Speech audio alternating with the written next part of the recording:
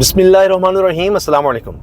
Justice Yahya Afridi साहब तो पकड़े ही नहीं जा रहे। एक के बाद एक छक्का, एक के बाद एक झटका। हुकूमत संभले भी तो कैसे? हुकूमत तो ज़ाहिर है बुखलाई फिरेगी, परेशान फिरेगी कि हमने 26वीं आईनी तरमीम लाने के लिए जो तगदो की थी, जो मकसद था हमारा, वो तो फौत हो गया, वो तो मर गया। ये तो उल्टा हमारे गले पड़ गई है। इससे तो बेहतर था मंसूर अली शाह को ही लगा देते, क्योंकि मंसूर अली शाह तो इसमें प्लस नजर आ रहे हैं हमें। क्योंकि अब जो इक़दाम किए हैं जस्टिस याया अफरीदी ने, वो तो कोई सोच भी नहीं सकता था। मैं सिर्फ 3 अभी आज की खबरें आपके सामने रखूंगा और उसी से कितना हैरानकुन है ये सब कुछ, इतनी तेजी से होना, एक ही दिन में सब कुछ होना, आप खुद इससे अंदाजा लगा लेंगे। नंबर 1, एक इजलास बुलाते हैं chief justice of Pakistan justice Yahya Afridi jail reforms के लिए, और उसमें मुख्तलिफ लोग हैं। उसमें पुलिस अफसरान भी हैं, उसमें दीगर ब्यूरोक्रेट्स भी हैं, उसमें जनाब लॉ के मामला देखने वाले लोग भी हैं। लेकिन उसमें एक और कौन शख्सियत है? खदीजा शाह साहिबा। वही खदीजा शाह जिसको मौजूदा हुकूमत ने बड़ा अरसा गिरफ्तार रखा। उनको जनाब सूबों में भी मुकदमात का सामना रहा, उनको भी बुलाया हुआ था सिविल सोसाइटी की तरफ से और इस तरह से। अच्छा, अब ये तो एक बड़ी खबर है, एक अचानक इतना बड़ा इजलास बुला लेना, और उसमें तहरीके इंसाफ से अगर ताल्लुक़ रहा, उन्होंने जेल भी भुगती, पता लगे जेल में क्या होता है ख़वातीन के साथ, क्या क्या मसाइल हैं, कैसे बेहतर किया जा सकता है, और दीगर लोगों को भी बुलाया उन्होंने।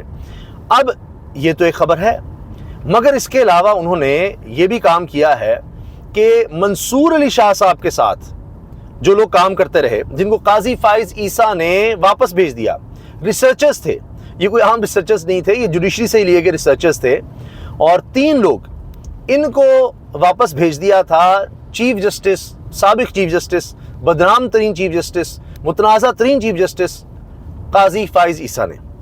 और याया अफरीदी साहब ने उन लोगों को बुला लिया है जो मंसूर अली शाह के साथ काम करते रहे, जो रिसर्चर के तौर पर थे, जो हमारी जुडिशरी को, अदलिया को बेहतर करने के लिए एक सोच पैदा कर रहे थे।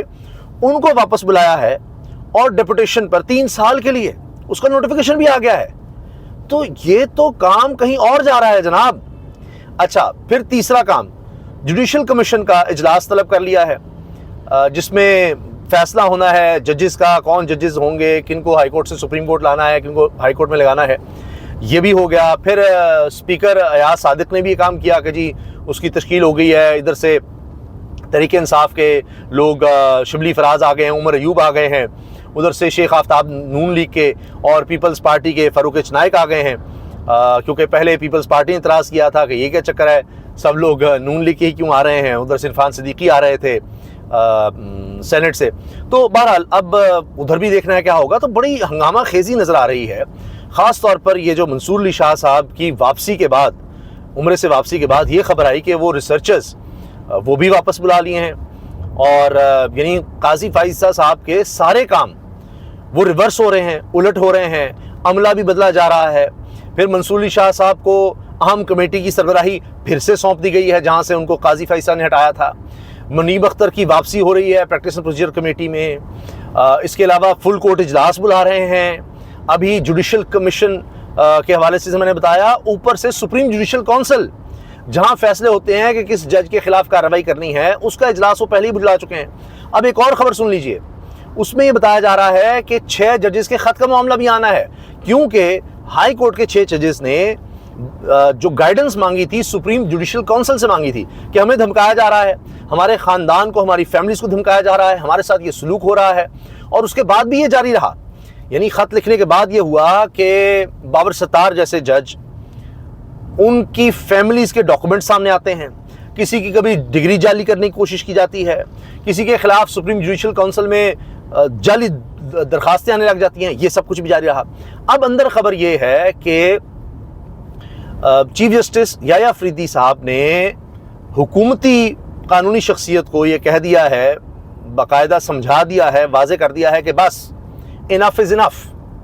अब अगर आपकी तरफ से कोई इदारा जजेस को धमकाएगा, हमारे जजेस को धमकाएगा, तो फिर सोच लीजिए, जो हो गया सो हो गया। अब आइंदा इसको हम बर्दाश्त नहीं करेंगे। काजी फाइज ईसा का दौर ख़त्म हो गया, अब मजीद नहीं।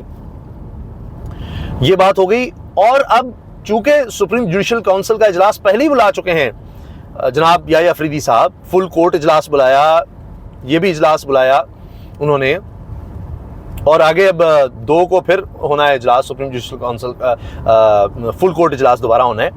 तो ये वो इजलास पर इजलास बुला रहे हैं। फिर ये भी आपने नज़र रखनी है उस दिन पर, ख़ास वो दायरा लगा लें, कैलेंडर देखें और वो दायरा लगा रहे हैं उस दिन पर जिस दिन इंसदाद दहशतगर्दी के जजेस को रिकॉर्ड समेत बुला लिया है कि बताएं किसके खिलाफ क्या हो रहा है, अभी तक क्या आपने किया है, कितने लोगों को अभी तक आपने जेलों में डाला हुआ है, कहाँ इंसाफ हुआ है, क्या कार्रवाई हुई है, कितना कानून पर अमल हुआ है, अब तक तो फैसले आ जाने चाहिए थे, वो सब चीज़ें वो कर रहे हैं। तो ये बड़ी तेज़ी से हो रहा है काम।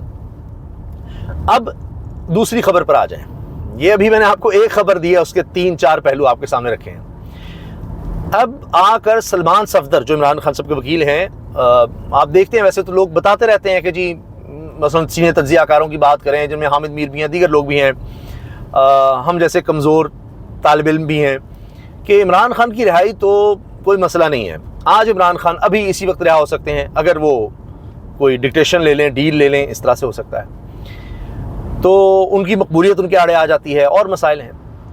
तो हम तो ये बात करते हैं, लेकिन सलमान सफदर उन लोगों में हैं जो इस तरह की बात नहीं करते कि जी कब रिहा हो रहे हैं कब नहीं। अब उन्होंने ये कहा है जो वो बहुत कम कहते हैं। उन्होंने पहले, ये मुझे ज़रूर याद है कि साइफर केस हो या दीगर केस, उसमें उन्होंने कहा था कि ये केस ही नहीं है और इनमें जिस दिन पूरी हेयरिंग हो गई, जिस तरह प्रॉपर हेयरिंग हो गई, ये केस खत्म हो जाएंगे, वो खत्म हो गए। अब उन्होंने कहा है कि नवंबर के महीने में ही इमरान खान रिहा हो जाएंगे। अगर आप मेरी कुछ अरसा पहले की, चंद हफ्तों पहले की शायद कह लें, या चंद दिन पहले की वीडियोस देखें, तो उसमें मैंने ये वाज़ेह तौर पर कहा था नवंबर नवंबर नवंबर। और अब सलमान सफदर ने कह दिया है कि इमरान खान साहब के केसेस जो हैं जिस तरह बढ़ रहे हैं, जिस तरह उनकी अहलिया की ज़मानत हो चुकी है, अब इमरान खान की रिहाई की बारी है और नवंबर के अंदर अंदर ये सब कुछ निमट जाएगा। उनके जो एग्जैक्ट अल्फाज हैं वो मैं दोहरा देता हूँ। 10 से 15 दिन में इमरान खान के तमाम मुकदमात में ज़मानतें हो जाएंगी। इनके खिलाफ तमाम मुकदमात नवंबर के महीने में ख़त्म हो जाएंगे। 10 से 15 दिन, वो एग्जैक्ट डेट नहीं दे रहे, लेकिन 10 से 15 दिन में ज़मानतें हो जाएंगी और तमाम मुकदमात नवंबर में ख़त्म हो जाएंगे। ये अब वो अपनी लीगल ओपिनियन दे रहे हैं और केसेस की नौइयत देखते हुए ये वो बात कर रहे हैं। जब भी कहीं कोई जाता है, साफ़ियों में भी यकीन जाने यही पूछा जाता है कि जी इमरान खान कब रिहा होंगे, क्या हो रहा है, क्यों उनको पकड़ा हुआ है। ये मैं नहीं सिर्फ कह रहा, जितने साफ़ी बैनुल मुल्क भी जाते हैं उनसे भी यही सवाल होते हैं। यानी कोई यूरोपियन है, कोई अमरीकी है जिसका पाकिस्तान से कोई उस तरह ताल्लुक़ नहीं है, वो भी ये पूछ रहा होता है हमने इमरान खान के बारे में सुना था। अब बाहर का प्रेशर इतना ज़्यादा है कि वाइस चांसलर के हवाले से, जो ऑक्सफोर्ड यूनिवर्सिटी के वाइस चांसलर्स के इलेक्शंस थे, उसमें इमरान खान साहब का नाम शामिल नहीं किया गया उम्मीदवारों में। उस पर अब कानूनी चाराजोई का कह दिया गया है और वुकला की टीम ने ख़त लिखा है वहाँ पर ऑक्सफोर्ड यूनिवर्सिटी को, उनकी इंतज़ामिया को, कि जी किस बुनियाद पर आपने इमरान खान का नाम निकाला है, वो आप वजह बताएं, वरना हम कानूनी चाराजोई करेंगे, क्योंकि इसकी कोई माकूल वजह नहीं बनती। कोई उनके खिलाफ ऐसा केस नहीं था, अक़वाम मुत्तहिदा के लेवल पर हुआ कि जी इमरान खान के खिलाफ केस जाजली हैं, तो ये आपने कैसे कर दिया, इसका ज़रा हमें आप बता दें। अच्छा, और आखिर में जनाब एक अजीब खबर ये आई है कि अली मीन गंडापुर, उनके दोनों मोबाइल फ़ोन गायब हो गए हैं। वज़ीर आला के सिक्योरिटी कंप्रोमाइज़ हो चुकी है जी, और 2 आईफोन गायब हुए कब, जब वो एहतजाज के लिए डी चौक जा रहे थे और खैबर पख्तूनख्वा हाउस से उनके दोनों फ़ोन्स वहाँ से गायब हुए। इसके अलावा वज़ीर आला अली मीन गंडापुर का पर्स, दस्तावेज़ात और लाइसेंस याफ्ता असलहा भी गायब हुआ है। पर्स भी गया, दस्तावेज़ात भी गई, लाइसेंस याफ्ता असलहा सब कुछ जनाब गायब हो गया। तो ये इस वक्त सूरत हाल है और ये बड़ा एक सिक्योरिटी ब्रीच है, बड़ा सीरियस सिक्योरिटी ब्रीच है। तो अब देखते हैं कि इसके हवाले से मज़ीद क्या किया जाता है, क्या होता है। और अब सबसे बड़ी खबरें जो अब तक हैं वो मैंने आपके सामने रख दी हैं।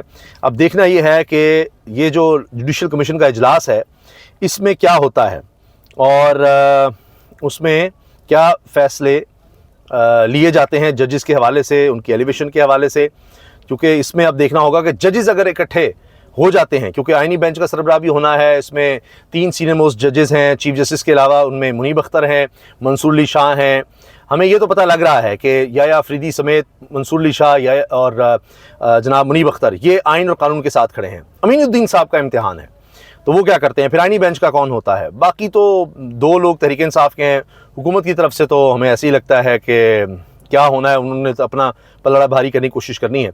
तो ये हैं जी अब तक की अहम डेवलपमेंट्स, और इंशाल्लाह अगली वीडियो में आपको मज़ीद अपडेट करेंगे। और जाते जाते खबर ले लीजिए कि अडियाला जेल तोशा खाना 2 केस में इमरान खान और बुशरा बीबी पर आज भी फर्द जुर्म आयद ना हो सकी। इमरान खान और बुशरा बीबी की बरीयत की दरखास्तें दायर। तो देखते हैं अब क्या होने जा रहा है। अगला हफ्ता भी बड़ा हंगामा खेज है और इंशाल्लाह आपसे मुसलसल राबता रहेगा। अल्लाह हाफ़िज़।